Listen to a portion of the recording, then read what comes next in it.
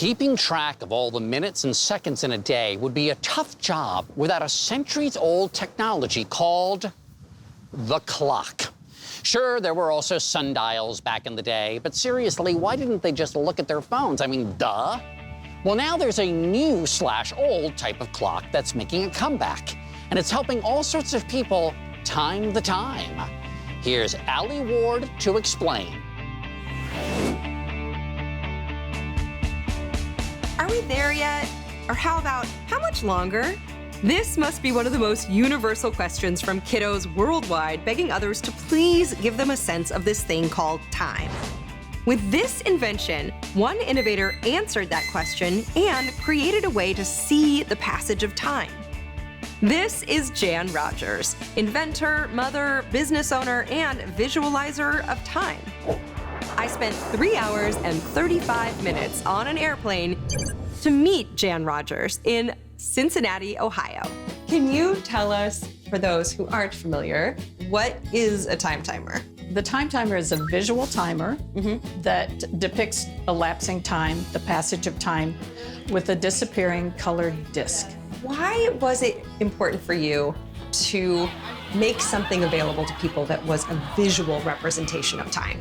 It started with my youngest child. She was interested in and really frustrated by the idea of time, so I knew I had to find something else that she could use.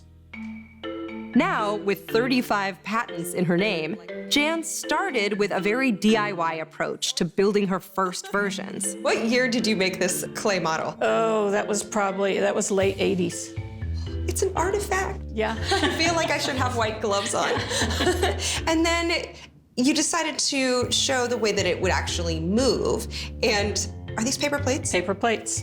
Yeah. I could manipulate the plates to simulate the disappearing disc. This was the first one that I actually made. The movement I bought out of stock clock parts.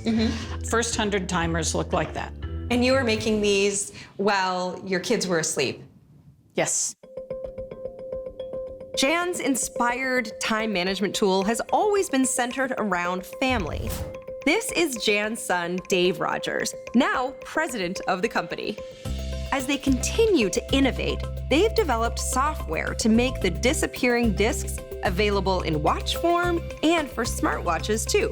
Early on, when I was asked to do some presentations for science classes in school, one of the first things I said was, this is what an inventor looks like.